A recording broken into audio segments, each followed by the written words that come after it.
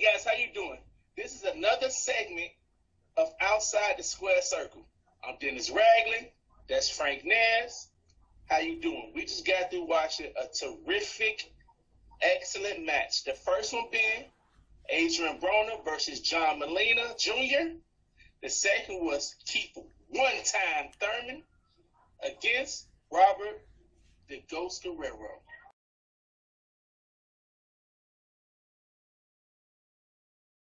We're going to dive into these and talk about how we felt about it.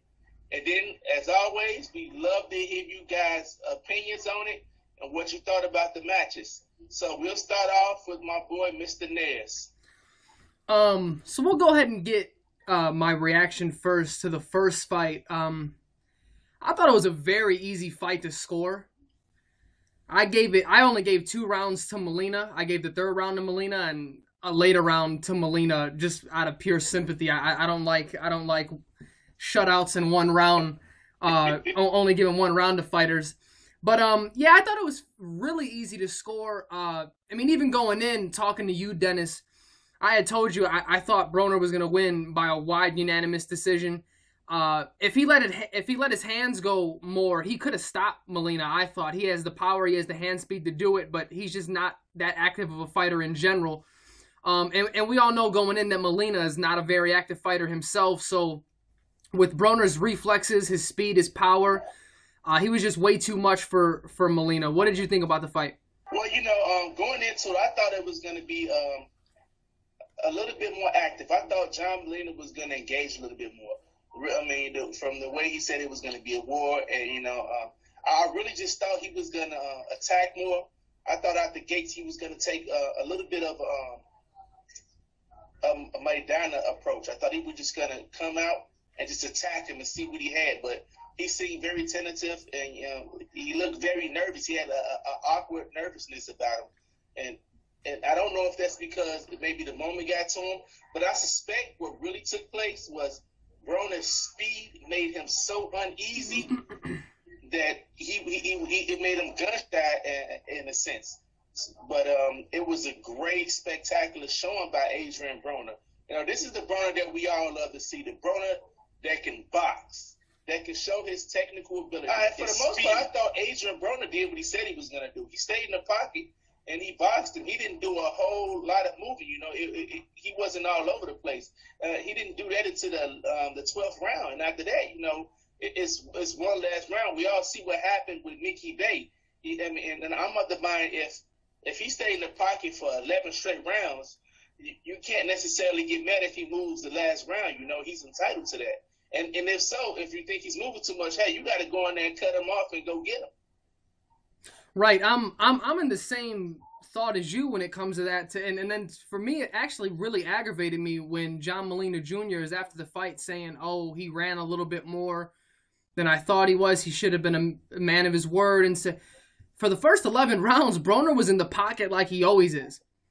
He moved a little after a few punches, but by no means was he using lateral foot movement like a Floyd Mayweather or Arislandi Lara or Rigondeaux.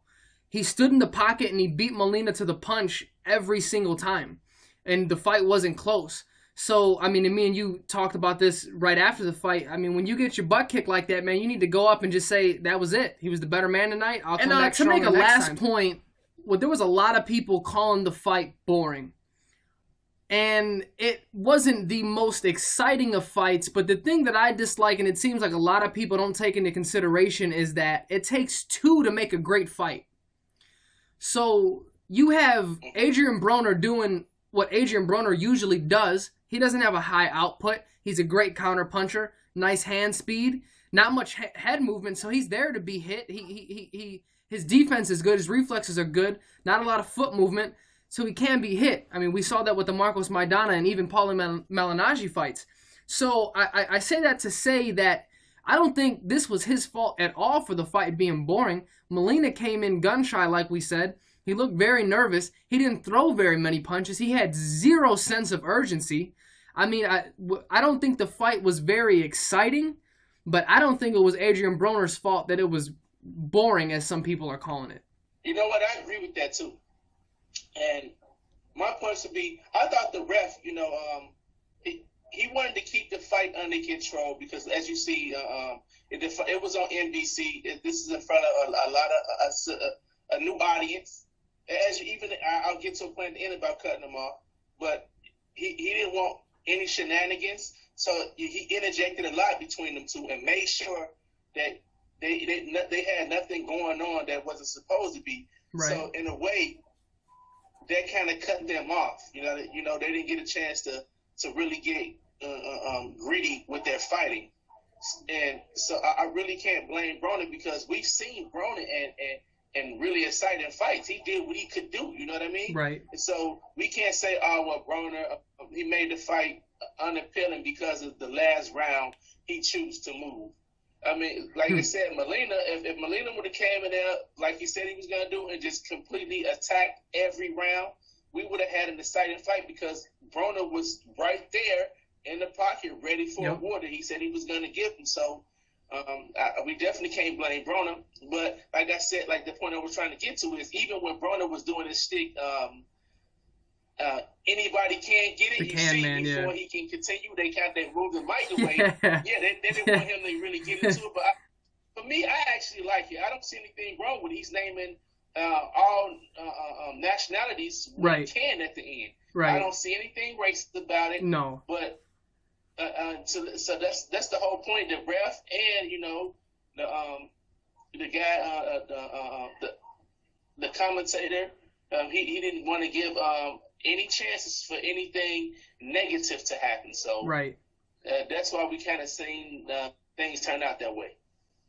Right, I agree. They couldn't take any chances with it being the first time boxing's been on a network TV, and what they say, I think almost 3 decades. So yeah, they couldn't take too many chances with anything.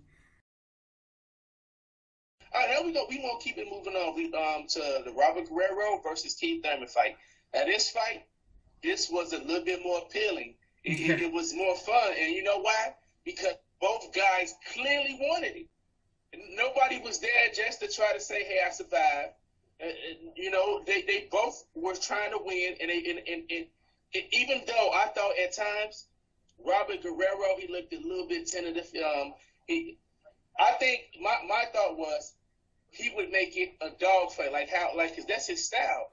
Even Floyd Mayweather said they asked him what is Robert Guerrero good for, and he said holding him and hitting. And and that's his thing. He fights in the phone booth. He makes it really a hardcore fight. And I thought he was gonna do that, kind of how what he did with Berto. He kept him in the corner. He held when he can. He hit him as much as he can. And as we seen, when Thurman really rocked Robert Guerrero, it seemed like it almost woke him up and started making him fight a little bit more aggressive. It started making it more appealing. You can hear the fans cheering, and that's the type of fight and action that we want all the time. But I understand when it's boxing because, like I say, this is the sweet science. It's not UFC. That's not saying anything negative about UFC, but so sometimes we're gonna see skill, and that art has to be appreciated more than just seeing two guys brawl. But that's the reason why this fight was a little bit more appealing because both guys were trying to go for it all. And I thought if Robert Guerrero, if he would have started attacking and been a little bit more gritty earlier, this would have been a lot closer fight. Because we seen when he did that, we seen it turn into an excellent fight.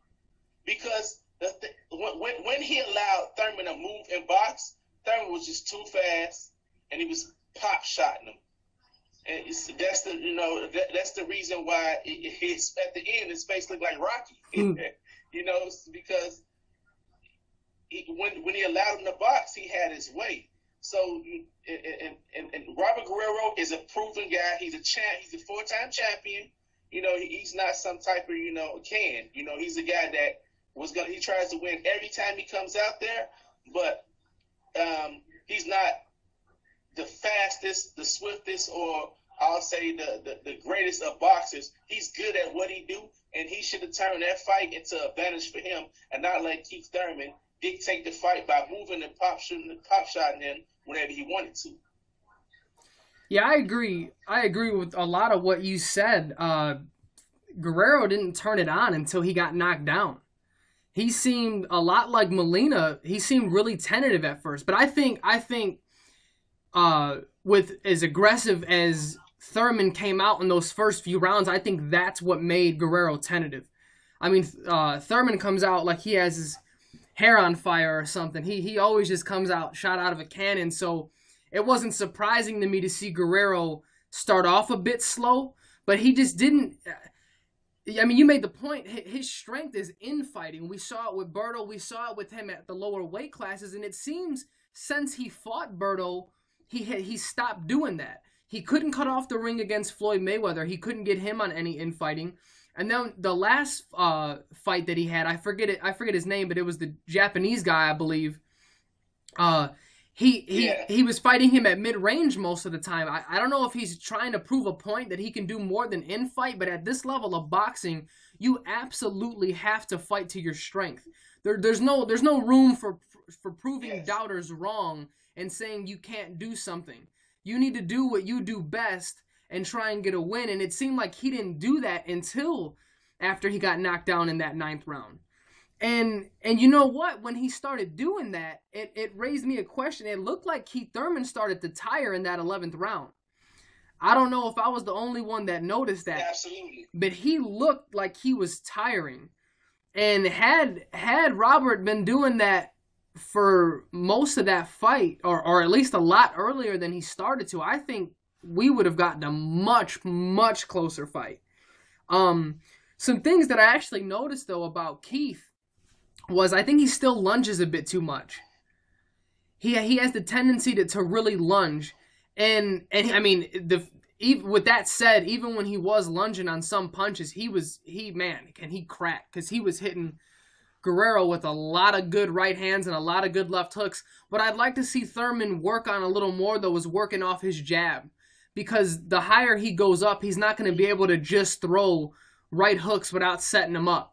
Or just throw, you know what I mean, hooks to the body, uppercuts without setting him up. When he gets to that really high level, like against an Amir Khan or against a Floyd Mayweather or Manny Pacquiao, I don't think he's going to be able to get away with that. I understand he does certain things like that to throw off your timing, but I think he does it just a bit too much. I'd like to see him work off his jab a little more. Did you notice anything from either fighter that you, besides Guerrero not infighting enough, that you think that they could work on? Like you said with the lunge, I think he can do a better job of setting guys up with shots and running them into his power.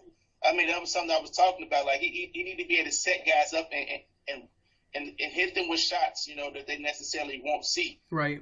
Because like when he leans in and launch in with his shots, he leaves himself susceptible to get countered. Right. And we've seen that a few times. Like he hit Guerrero with some great shots, but he'll also take one. He's as you can see, he's been working on this boxing and he's getting better. And I believe he'll get better as he progresses and at the skill level that he fights, start to grow. I think he'll get better.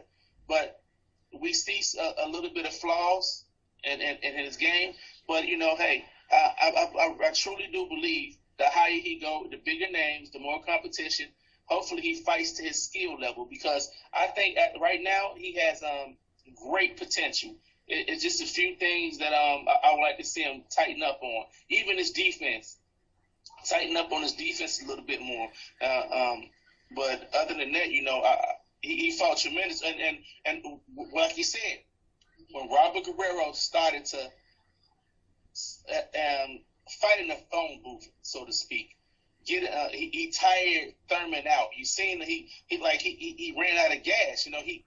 If he had more power at the end of those rounds, I completely think he could have got Guerrero out of there. He could have got him out of there, but he just didn't have the energy anymore. And that's because, when you got a guy that's consistently on top of you all the time, hey, that's going to take a little bit of gas out the tank. So that's why I said he should have came out the gate doing that. But Thurman's speed and movement was it kept him off balance. Yeah, to your point, I think part of the reason why Thurman couldn't get him out of there in the 10th and the 11th was just as much mentally as it was physically. Him getting tired, and with Guerrero really starting to fight on the inside finally.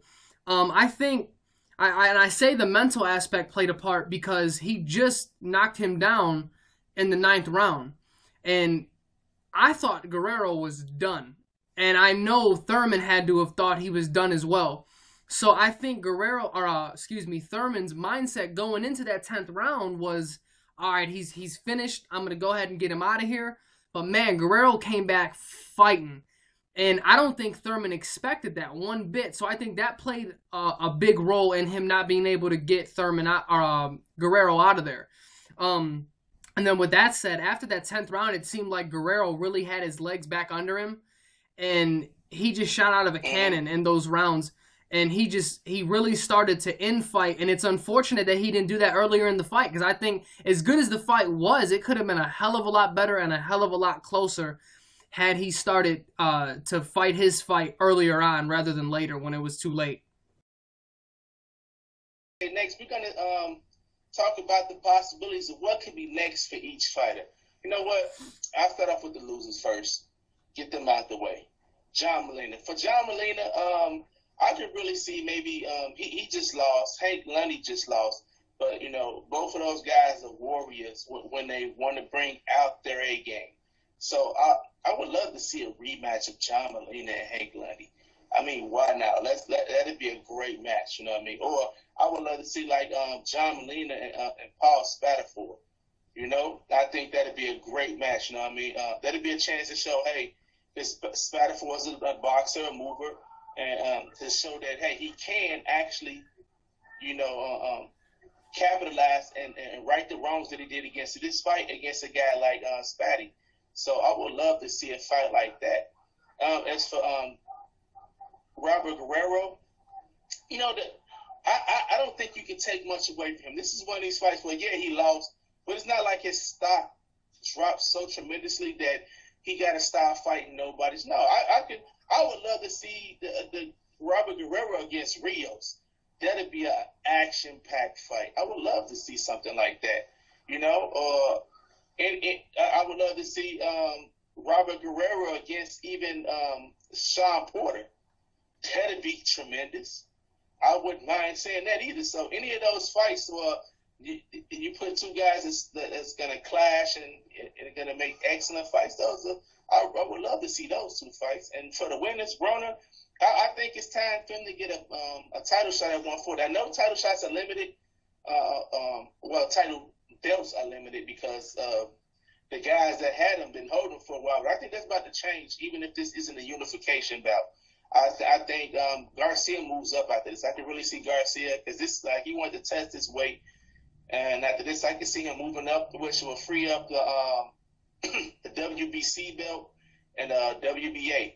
So I can see. I would love to see. I know everybody he's been asking for this. I would love to see Broner versus Matisse for one of those straps. Yeah, that would be excellent. And even in the future, because I truly do believe that Terrence Crawford is gonna beat the Lurman. Mm-hmm. So in the future, maybe a unification bout with Broner and Crawford at 140 for the straps. That's top notch. You know, I think that's a fight that's a headliner by itself. You know what I mean? That's the main event fight. And also for Keith Thurman, I read that Keith Thurman's looking. He wants a unification bout with Kell Brook. And I know I've heard that Khan and Kell Brooks talk. Yeah, I heard they're in talks, but if that don't work, if that don't work out between those two, Kell Brook and Thurman, that'd be a tremendous fight. I'm going to go with Thurman. Unless he's fighting somebody like Floyd Mayweather, I'm going with Thurman on any of those. But I think Thurman does truly deserve a real title shot. So, and pretty much Floyd hold all the belts, him and Pacquiao. So if Kell Brook and Khan doesn't work things out, I would love to see Thurman step in there and get his shot. What do you think, Frank? Yeah, I'll start off with the losers myself. Not to hold any words back. I mean, I think it's clear what Molina is and will be. He's a gatekeeper. He's going to be that guy that the younger guys come up and fight, and that's when they're going to test the waters with going forward. I still don't know all of Al Heyman's stable, but I know he has a lot of young fighters in and around Carlos Molina's weight range. So I think he'll be a gatekeeper moving forward. Like you said, a match with Lundy wouldn't be bad at all, or Spatafora. I wouldn't be mad at either of those fights. As for Guerrero, like you said, his stock didn't fall any at all. There's no shame in losing to Keith Thurman. Keith Thurman's a rising star right now. I mean, he has a bright future. Losing to him will not drop your stock, especially with the way that Guerrero lost. Guerrero went out on his shield.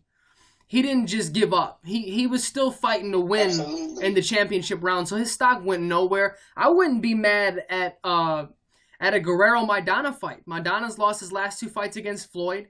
It can be a crossroads fight from there to see where they go. I wouldn't be mad at that fight one bit. I think a fight like that, or maybe even, I wouldn't be mad at that one either. Yeah, that would be really good. Or even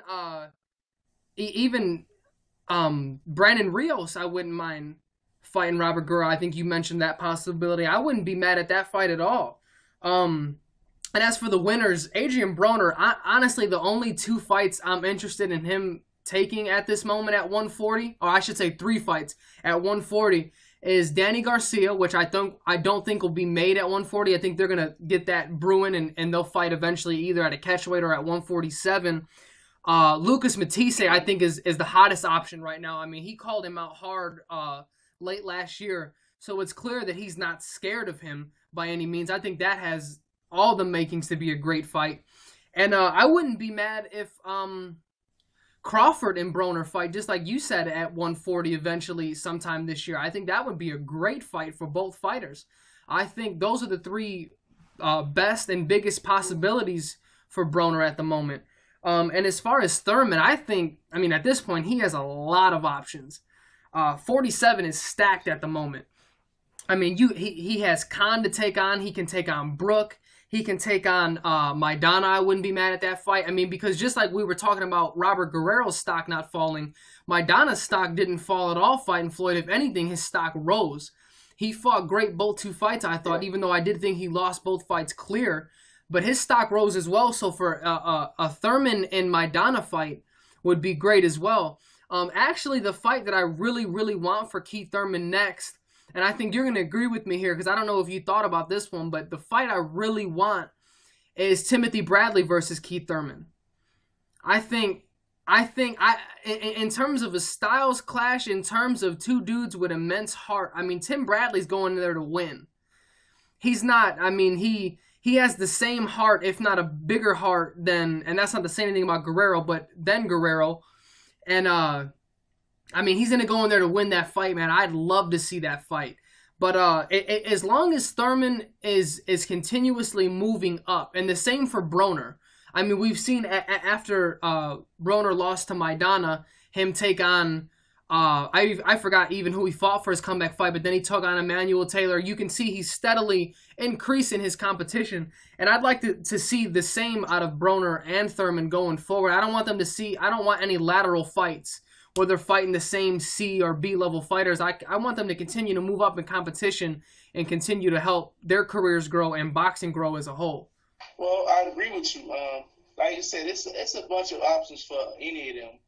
And I'm just waiting to see where it goes from here because we started off to a pretty good start so far. I think 2015 has a great capability to be an excellent year for boxing, probably one of the best in a long time. And that sounded like because 2013 was a great year. Yeah. So I'm just anticipating. And also, guys, make sure y'all get down in those comments. Let us know what y'all think. Let us know what you think it should be next for the 4 guys that we named. And also, don't forget, our prediction is still coming up for who we think will win in Floyd versus Mayweather. We haven't decided yet, but we have decided that after the Danny Garcia-Peterson bout, April 11th, that's when we will pick. We will decide who's going to win.